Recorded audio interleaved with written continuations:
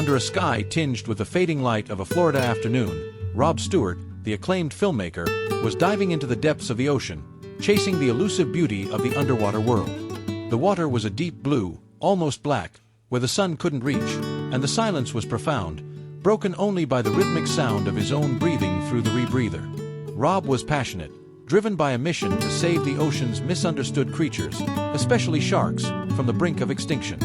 His camera was his weapon, capturing the grace of these predators in their natural habitat. But this dive, this particular moment, would be his last. As he ascended after what was supposed to be a routine dive at the Queen of Nassau wreck, the peace of the ocean turned into a nightmare.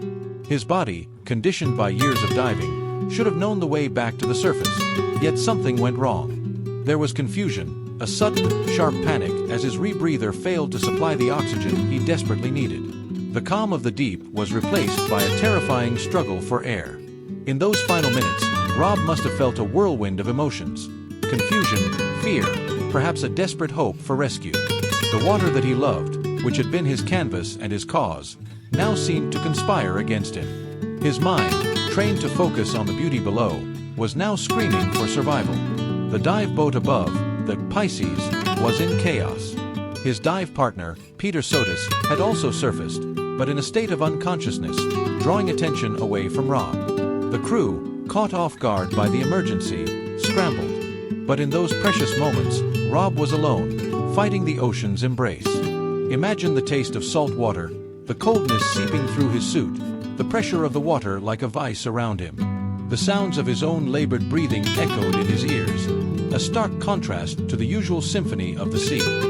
His last thoughts might have been of the unfinished stories, the sharks he still wanted to save, and the family he'd leave behind. This wasn't just an accident, it was a profound intersection of passion and peril.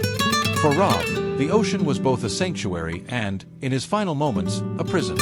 His death sparked questions, investigations, lawsuits, a search for answers in the murky waters of blame and responsibility. Yet, in the reflection of his life, there's this profound sense of legacy. Rob's work didn't end with him. It surged forward, carried by those who saw his vision, who felt his passion. His films continue to inspire, to educate, to fight for the ocean's silent inhabitants. In those terrifying last minutes, Rob Stewart wasn't just a filmmaker. He was a testament to the thin line between passion and peril, reminding us all how quickly the things we love can become our undoing. But also, how our love can ignite change, even after we're gone.